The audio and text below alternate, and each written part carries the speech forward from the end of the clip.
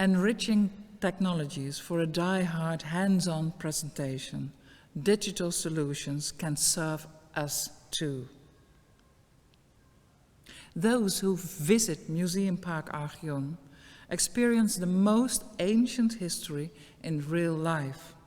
You walk through prehistory, the Roman era, and the early and late Middle Ages, and everything around you makes sense.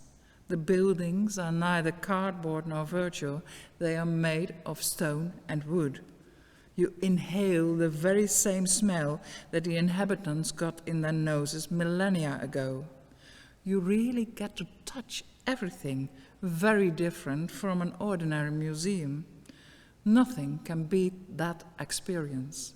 The authenticity of our entire collection is a feast for the senses and heartwarming.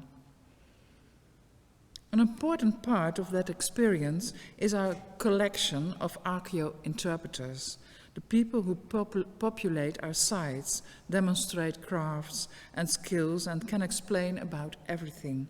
Engaging with the archaeo-interpreters provides an in-depth experience for every visitor. And of course, our entire collection consists of reconstructions and replicas. Nothing is really real. And look at such a replica, for example, this jar, completely outside of the context of Archeon.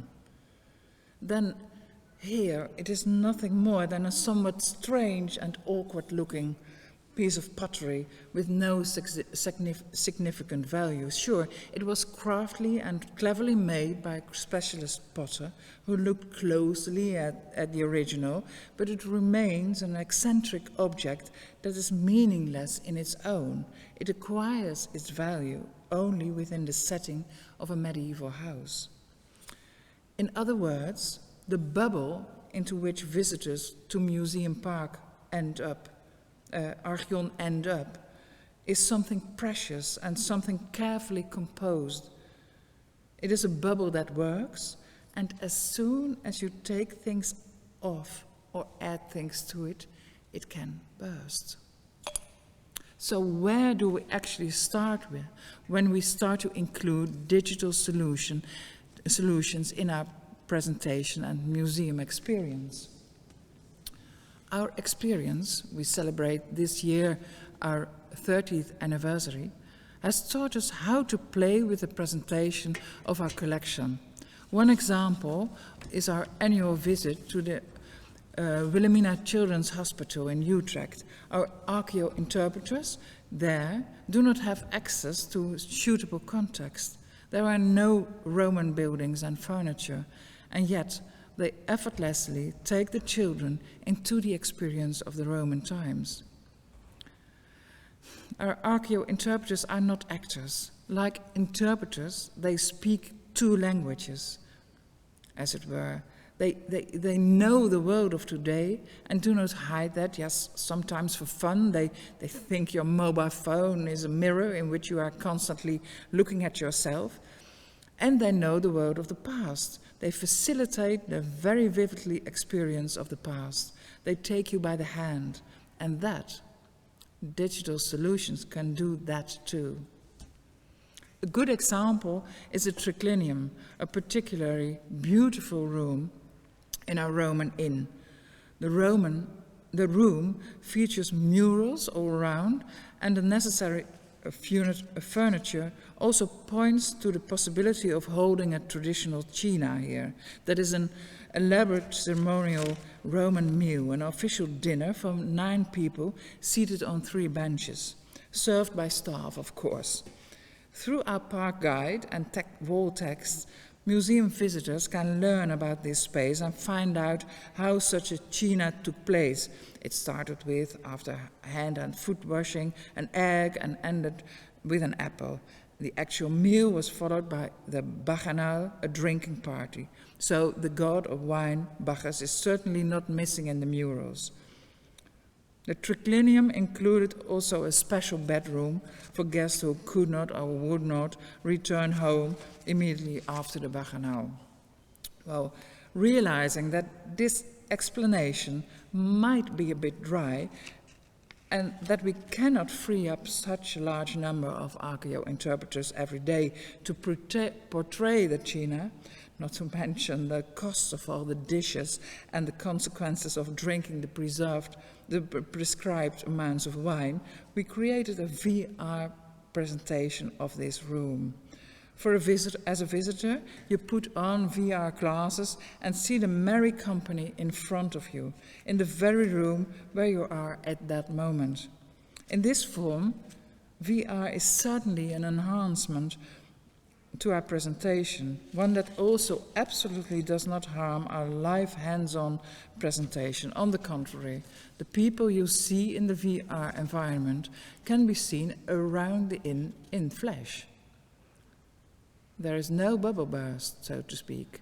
It remains one perception, one experience. Another motivation for opting for a digital solution applied to the launch of our Archeon Quest. This is an interactive game you can play on your own mobile. We notice that young people in a certain age category are less easily carried away by our normal story. In particular, this concerns the category from around 12 to around 16.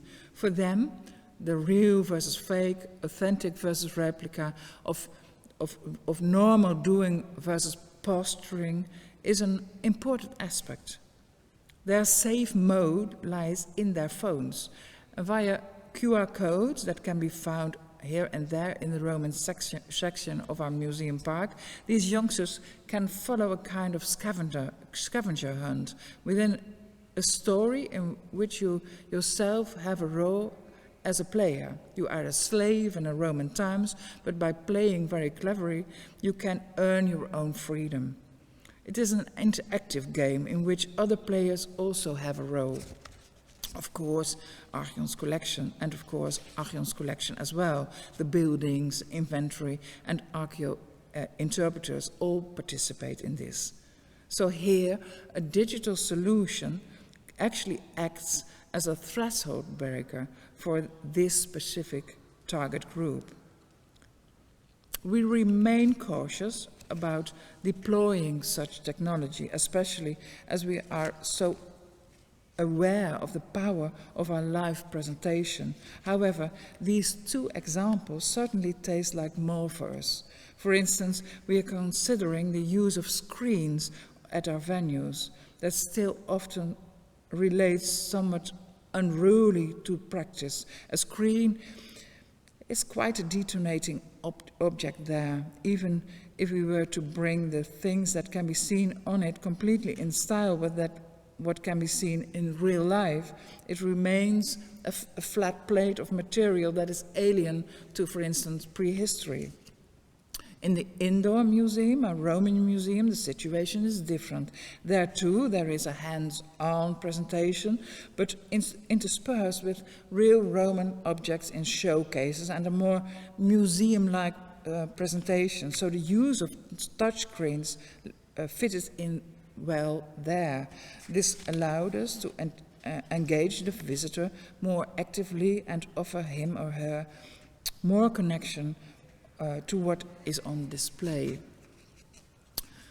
The Archaeology House of South Holland, located on the second floor of the Roman Museum, displays archaeological finds from prehistoric, Roman, medieval and modern times in chronologically arranged showcases. We recently had all these objects photographed in 3D to make this collection experienceable online. That works for the user as an experience mirroring that of the visitor in the museum park. There, you walk around outside in a physically beautiful environment and are sucked into history, as it were, while as a user of the collection finder at home behind your laptop, you are presented with a clinical, emotionless context, the detail fascination for an object, as if you can turn it around in your own hands and look at it close on all sides. For the experience in the park, we will continue to consider where there are opportunities to optimize our museum experience with the use of digital solutions. Previously, we presented the Middle Ages as a single period. For several years now, we have made a sharper distinction between the Carolingian era and the Middle Ages. In Charlemagne's time, Dorestad was an important port and trading center, full of excitement and adventure. It was the time of cultural break between ancient religion and Christianization, the time of Vikings and seafaring. We would like to create an even bigger, higher profile for this special period. And that is a challenge because it requires a lot of research to the detailed information that we need. At our Dorestad site, there are now 3 buildings, a merchant's house, a hooded barn, and a pit house. In the future, we would like to complement the site with a wooden chapel. In cooperation with the archaeology course at Saxon University of Applied Sciences, we are working on gaining more insight regarding the trade and commodities that are passed through Dorestad. In the currently unused indoor part of the Cap Barn, we could make these insightful via VR or AR, to give an example. So we have dreams. There are dreams and ideas aplenty. Think of, for instance, Gregorian monastic chants that respond to motion detectors, or video mapping on the walls of expo containers about the Roman limes, alarm clock functions for our daily program with sounds of crowing roosters or banging drums, special apps that make our flora and fauna flourish, workshops on crafts and skills via Zoom, podcast lectures and radio plays by Archeon interpreters, etc., etc. But always remains true, our visitor comes first. And allowing our museum collection to shine in all its glory is a precious and fragile asset. Where possible and necessary, we will certainly not shy away from digital solutions. However, the heart of our presentation is and remains in direct interaction.